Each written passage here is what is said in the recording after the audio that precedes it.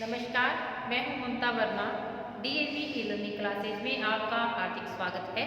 हम अध्ययन कर रहे हैं बीए तृतीय वर्ष के लिए आज नई उसी कविता का जयशंकर प्रसाद की कविता का अध्ययन आज हम कर रहे हैं। इससे पहले हमने इसका अध्ययन किया था जयशंकर प्रसाद की कविताओं का। तो इसमें इनकी 3 कविताएं दी हुई हैं आपकी जयशंकर प्रसाद की। तो 3 कविताएं हैं, एक तो है पेशोला की ध्वनि, दूसरी थी ले चल मुझे भुलावा देकर और तीसरी है चिर त्रषित तृप्त विधुर। 3 कविताएं आपके हैं, उनमें से हमने एक कविता का अध्ययन कर लिया है। कौन सी? पेशोला की ध्वनि, जो कि आपको याद होगा उदयपुर की जो पिछोला झील है, महाराणा का एक कर्मस्थली उनकी रही है, जन्मस्थली भी यही है मेवाड़। वहाँ पर जो ये पिछोला झील है उसके किनारे उनका जो शौर्य गाथा है उनका गुणगान इन्होंने किया है। और मातृभूमि की रक्षा के लिए कौन यह महाराणा प्रताप के समान इसका जो भार है अपने जिम्मे लेगा, इसका आह्वान इसमें किया गया है कि कौन सच्चा शूरवीर है महाराणा प्रताप के समान।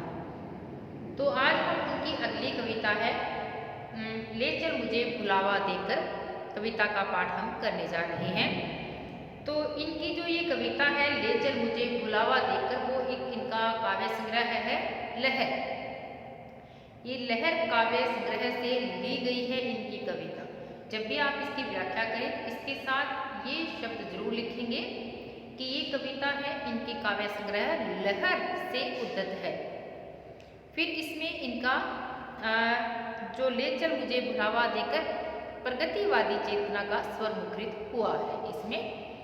तो इसमें कवि क्या है, एकांत की कामना प्रकट करते हुए कवि कह रहा है कि इस जीवन का जो कोलाहल है, मुझे मेरे नाविक यानी कि एक नाव में बैठे हुए हैं और मुझे इससे दूर ले चल, बिल्कुल जहाँ मुझे एकांत मिले, शांति मिले, क्योंकि मैं इस दुनिया से उब गया हूँ।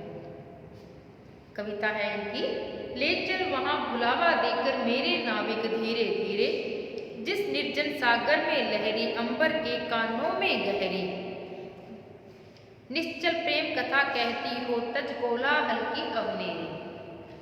तो कवि एक कल्पना करता है कि वो एक नाव में सवार है और अपने नाविक से कहता है, जो नाव चलाता है, कि ले चल वहाँ भुलावा देकर, यानी कि मेरे साथ मुझे भूलवश, यानी कि ऐसे दिखा दे कि तू मुझे भुला के वहाँ लेके जा रहा है, मैं भूल से तेरे पीछे जा रहा हूँ, मुझे ऐसी जगह ले चल मेरे नाविक धीरे धीरे, जो मेरे नाव को चलाने वाला है, तो मुझे बिल्कुल उस एकांत स्थान पर ले चल, जिस निर्जन सागर में लहरी, जिस सागर है वहाँ पर कोई नहीं है, यानी कि एकांतता है बिल्कुल, और वहाँ पर जो लहरें हैं, जिस निर्जन सागर में लहरी, जिस निर्जन यानी कि कोई भी जल नहीं है, फिर भी वहाँ पर जो लहरें हैं, अंबर के कानों में गहरी, निश्चल प्रेम कथा कहती हो तज कोलाहल की अवनेरी। इस दुनिया के कोलाहल से दूर वो इतनी लहरें,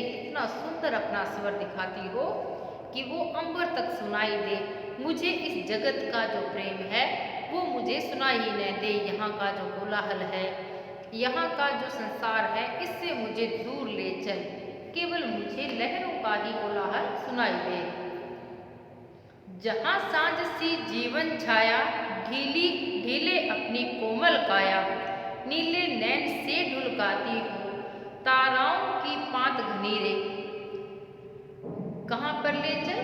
अपने नाविक को कहता है कवि, जहाँ सांझ सी जीवन छाया, कि जिस प्रकार से बिल्कुल जीवन थका हो जाता है, शाम को व्यक्ति थक जाता है तो वो कुछ नहीं सोचता है, मुझे ऐसी जगह ले चल, बिल्कुल वहाँ पर मैं अपने जो शरीर है, मन मस्तिष्क को मैं आराम दे सकूँ, क्योंकि सांझ का समय है, कोई भी व्यक्ति आता है घर में, बिल्कुल संध्या के समय बिल्कुल एक विश्राम जो पाता है, वैसा ही विश्राम मैं भी पाऊँ। जी ढीले अपनी कोमल काया, और उसकी जो कोमल काया है, सारा दिन वो भाग दौड़ में रहता है, शाम को अपनी काया को बिल्कुल सुस्ता जाता है। नीले नैन से ढुलकाती हो ताराओं की पांतेरे, मुझे वहां ले चल जहां पर नीले नैन यानी कि आप आकाश से क्या देखती हो, ताराओं की भांति घनी रही। यहाँ पर आकाश में जो तारे हैं मुझे केवल वो ही वो दिखे। इस संध्या में मुझे ले चल जहाँ पर मुझे इस संसार से कोई भी वास्ता न रहे। जिस गंभीर व मधुर छाया में विश्व चित्रपट चल माया में विभूता विभू सी पड़े दिखाई दुख सुख वाली सत्य बनी कि हे नाविक मुझे कहाँ ले चल जहाँ संसार रूपी चित्रपट की जो चंचल माया का प्रसार होता हो, जहाँ पर ईश्वर अपना सब कुछ दिखाता हो, ईश्वरीय ही सब कुछ लगे। जिस गंभीर मधुर छाया में विश्व चित्रपट चल माया में विभूता विभू सी पड़े दिखाई सुख दुख वाली सत्य बनी रहे, जहाँ ईश्वरीय वैभव का स्पष्ट रूप दिखाई दे। यानी कि ये संसार है जो मोह माया है, जो संसार का जो कोलाहल है, मैं उससे उब गया हूँ। इसमें कवि की पलायनवादी प्रवृत्ति दिखाई देती है कि मुझे उस स्थान पर ले चल। श्रम विश्राम क्षितिज वेला से जहाँ सृजन करते मेला से अमर जागरण उषा नयन से बिखराती हो ज्योति घनेरी कि मुझे उस जगह पर ले चल जहाँ पर धरती और आकाश मिलते हैं। क्षितिज क्या जगह है जहाँ पर धरती और आकाश एक जगह पर होते हैं। श्रम विश्राम, श्रम करके जो विश्राम पाते हैं, अपनी थकावट को उतारते हैं, धरती और जो आसमान जहाँ पर मिलते हैं उस वेला से ले चल जहाँ सृजन करते मेला से और जहाँ सृजनशीलता का प्रचुर प्रसार हो, मुझे वहाँ ले चल। अमर जागरण उषा नयन से जहाँ नेत्र सदा सर्वस्व के लिए ही जागते रहते हैं, यानी कि वहाँ पर भी कुछ भी तामसिकता नहीं है। बिखराती हो ज्योति घनेरे प्रातःकाल की आभा का प्रकाश दिखाई दे, मुझे वहाँ ले चल। यानी कि मुझे बिल्कुल प्रकृति में ले चल। इस संसार की वो माया जो भौतिकतावाद मुझे दिखाई देता है, मैं इससे ऊब गया हूँ। मेरे नाविक धीरे धीरे मुझे वहाँ ले चल। इसमें कवि की पलायनवादी प्रवृत्ति दिखाई देती है। फिर है इनकी अगली कविता चिर त्रसित तृप्त विधुर। ये भी कविता है इनकी लहर नामक संग्रह है, उससे ली गई है। तो इसमें ऐसा कौन है जो सुखी है कि कवि उसके दूसरे व्यक्ति के माध्यम से अपने आप को संबोधित कर रहा है। चिर त्रिषित कंठ से तृप्त विधुर वह कौन अकिंचन अति आतुर, अत्यंत तिरस्कृत अर्थ सदृश्य कम ध्वनि कंपित करता बार बार। धीरे से वह उठता पुकार, मुझको न मिला रे कभी प्यार। इसमें क्या कहता है कवि कि चिर त्रिषित यानी कि बहुत लंबे समय से जो प्यासा हो, कंठ से तृप्त विधुर और कंठों से बहुत प्यासा हो, बहुत लंबे समय से जो दुखी हो, वह एकदम तुच्छ हो, अति आतुर है, सारा दिन बहुत ही आतुर व्यक्ति है। अत्यंत तिरस्कृत, बहुत ही अपमानित है वो, अर्थ सदृश्य किसके जो तुच्छ पैसा होता है उसके सदस्य के समान, उसके समान वो नीचा है। ध्वनि कंपित करता बार बार, उसकी वाणी गूंज रही है और धीरे से वह कह उठता हूँ, मैं कह उठता हूँ, क्या तुम्हें मुझको न मिला रे कभी प्यार। कि मैं इतना कुछ किया, इतने मतलब दौड़ भाग में रहता हूँ, लेकिन फिर भी मुझे कभी प्यार नहीं मिला। सागर लहरों सा आलिंगन निष्फल होकर गिरता है प्रतिदिन, जल वैभव है सीमा विहीन, वह रहा एक कण को निहार। धीरे से वह कह उठता पुकार, मुझको न मिला रे कभी प्यार। तो इसमें कवि क्या है, इसमें प्रिय के आलिंगन की निष्क्रियता मिलती है, उसमें निष्फल होना इसमें दिखाया गया है। जिस प्रकार से सागर की जो लहरें हैं वो आलिंगन करती हैं, लेकिन आलिंगन को दौड़ती हैं, ऊंची उड़ती हैं, वापिस जैसे जाती हैं वैसे ही वो नीचे आ जाती हैं, लेकिन वो लहरों से मिलना चाहती है, वो मिल नहीं पाती है। निष्फल होकर गिरता प्रतिदिन, वापिस उसको कोई फल नहीं मिलता, अपने प्रिय से नहीं मिल पाती लहरें और वो वापिस नीचे आ जाती हैं। जल वैभव है सीमा विहीन, हालांकि समुद्र है वो क्या है, समुद्र उसका जो सुंदरता है, उसकी जो वैभव है वो उसकी सीमा नहीं है, उसकी सुंदरता कहाँ तक है। वह रहा एक कण को निहार, फिर भी वह एक एक कण को निहारता है और उसकी लहरें धीरे से कह उठती हैं, मुझको न मिला रे कभी प्यार। लेकिन मुझको तो कभी भी प्यार नहीं मिला, मैं भी आलिंगन में इस तरह ही निष्फल ही हुआ हूँ। एक करुण वसुधा से एक झलक वह स्मृत मिलने को हो रहा ललक, जिसके प्रकाश में सकल क्रम बनते कोमल उज्ज्वल उदार। धीरे से वह कह उठता पुकार, मुझको न मिला रे कभी प्यार। तो इसमें क्या कह रहा है? ए करुण वसुधा से एक झलक, ए करुण धरती व संसार करुणाहीनता से भरा हुआ है, यानी कि संसार में कहीं भी करुणा नहीं रह गई है। वह स्मृत मिलने को हो रहा ललक, फिर भी वह अतृप्त करने वाला व्यक्ति है। हालांकि जो ये सारा संसार है वो स्वार्थीपन इसमें दिखाया गया है कि एक करुण वसुधा की एक झलक, कि सारा जो विश्व है, सारी जो धरती है, इस वसुधा पर जितने व्यक्ति हैं वो सभी स्वार्थों से ही भरा है, लेकिन फिर भी मेरा मन है जो वह स्मृत मिलने को हो रहा ललक, लेकिन फिर भी मन क्या है? अतृप्त करने वाला व्यक्ति है, वो मिलने को तरस रहा है किसी के प्यार के लिए, जिसके प्रकाश में सकल क्रम बनते कोमल उज्ज्वल उजाड़, जिसके प्रकाश में प्रेम भाव को पाने की लालसा, ऐसी संसार पाने की लालसा में ही संसार के सारे क्रम चलते रहते हैं, जिसके प्रकाश से सकल क्रम। हालांकि पता है कि ये सारी दुनिया है, सारे संसार में सारी वसुधा पर सब स्वार्थ ही स्वार्थ है, लेकिन व्यक्ति उठता है प्रकाश के सकल क्रम, उसके सारे कोमल क्रम है जो वो उसको प्रेम भाव को जगाने की लालसा के लिए ही संसार में सारे क्रम चलते हैं। बनते कोमल उज्ज्वल उदार, सारी स्थितियाँ क्या बन जाती हैं? कोमल बन जाती हैं, प्रकाशमान बन जाती हैं। फिर वह धीरे से कह उठता है, लेकिन फिर भी वो निष्फल हो जाता है। फिर कवि क्या कहता है कि इतना कुछ पाने की इच्छा है, लेकिन फिर भी कहता है मुझको न मिला रे कभी प्यार, लेकिन फिर भी मुझे आज तक कहीं भी प्रेम की अनुभूति नहीं हुई है।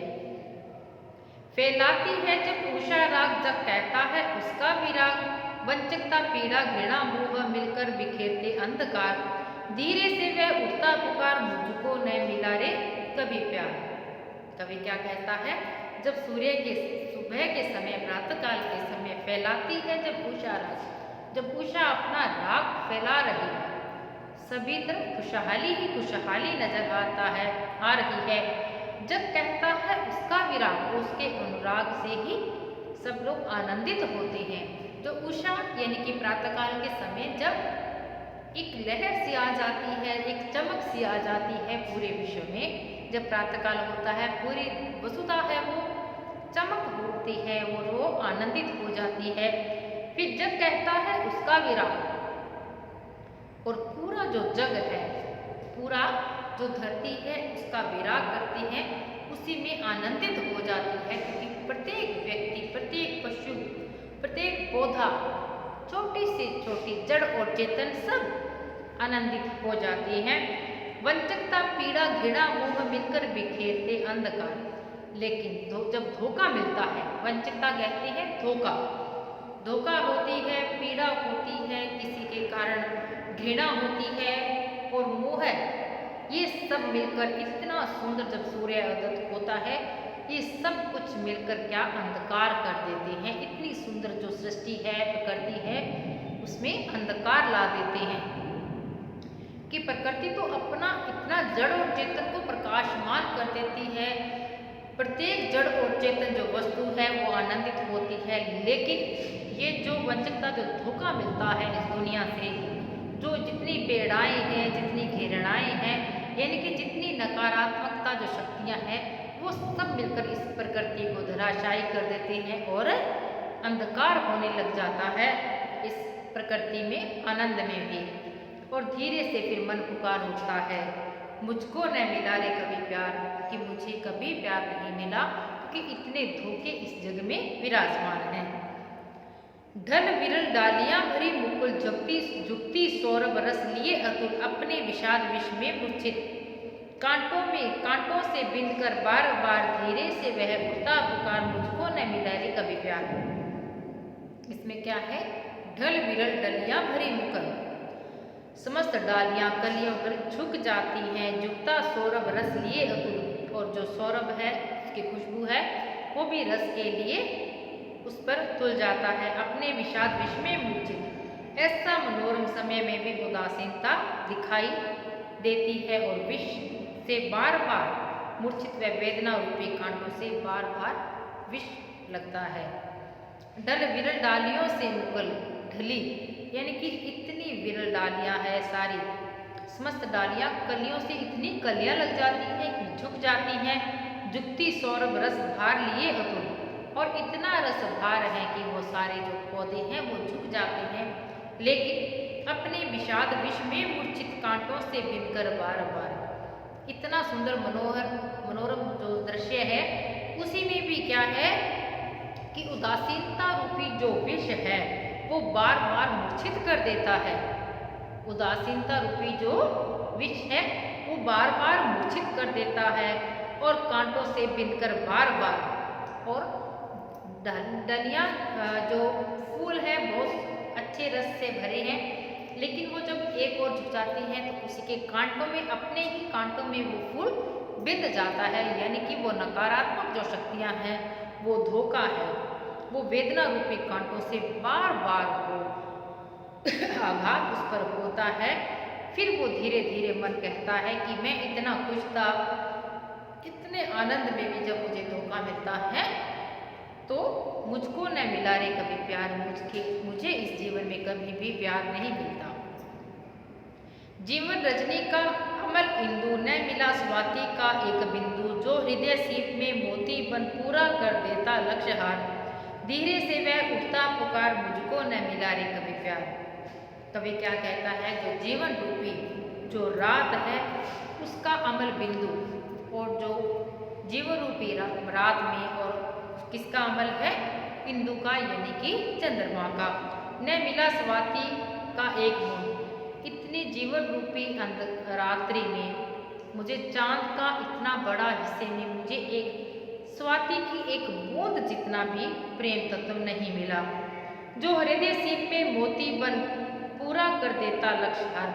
अगर मुझे हृदय में सीप में एक मोती बन जितना ही मुझे एक प्रेम मिल जाता तो मेरा तो बन जाता लक्ष्य हार, यानी कि वो छोटे छोटे मोती बिनकर एक हार बना देते हैं। अगर मुझे भी उतना ही प्रेम मिल जाता तो मेरा से लक्ष्य पूरा हो जाता, लेकिन ऐसा हुआ नहीं है, मुझे एक तनिक बूंद भी प्रेम नहीं प्राप्त हुआ। फिर वो मन धीरे से कह उठता है, धीरे से उठता पुकार मुझको न मिला रे कभी प्यार। फिर मन है वो इससे आह्लादित होकर कह उठता है कि मुझको कभी भी प्यार नहीं मिला। पागल रे वह मिलता है कब, उसको तो देते ही हैं सब, आंसू के कण कण से गिरकर यह विषम लिए है ऋण उधार, तू क्यों फिर उठता है पुकार मुझको न मिला रे कभी प्यार। फिर कभी स्वयं को ही तसल्ली देता है कि ये संसार है जो वो स्वार्थमयी है, चारों तरफ कुछ भी अपनापन नहीं है, लेकिन फिर अपने आप को ही कभी कहता है पागल रे मन, कि हे मन तू तो पागल है। वह मिलता है कब प्रेम किसी को मिलता है, किसको भी नहीं मिलता है, उसको तो देते ही हैं सब, प्रेम को तो सब देते हैं, उसको अपने आप को समर्पित करते हैं। आंसू के कण कण से गिरकर यह विश्व लिए है ऋण उधार, जो हम प्रेम पाने के लिए जो एक एक आंसू के जो बूंद उनकी चुकाई जाती है, यह विश्व तो उसी का ऋण उतार रहा है प्रेम देने के लिए। जो हम बात कर रहे थे, जो हमें प्रकृति इतना कुछ देती है, तो ये कहता है कि हम अपना सर्वस्व निछावर करते हैं उसके लिए। हमारे आंखों के जो आंसू हैं कण कण उसको पाने के लिए जो आ रहे हैं, विश्व तो उसका अपना ऋण उतार रहा है, उसने जो उधार लिया है हमसे आंसू उसी को ही उतार रहा है। तो क्यों फिर उठता है पुकार, फिर तेरा मन बार बार, हे मन तू बार बार क्यों पुकार रहा है मुझको न मिला रे कभी प्यार। तो बार बार इस बात का आह्वान क्यों कर रहा है कि तुझे कभी प्रेम तत्व की प्राप्ति नहीं हुई है। तो ये इसमें भी एक प्रगतिवादी स्वर है। प्रकृति को आधार बनाकर प्रेम तत्व का एक निरूपण इसमें किया गया है। आसान सी कविताएं हैं आपके जो आधुनिक पद्य संकलन है इसमें आपके आधुनिक कविता। एक बार इसको देखें अच्छे से, फिर आप इसका मिलान करें और उसके बाद आप खुद पढ़कर देखें तो आपको अच्छे से समझ में आ जाएगा। तो आज के लिए इतना ही, मिलते हैं अगली क्लास में नए टॉपिक के साथ। तब तक के लिए धन्यवाद।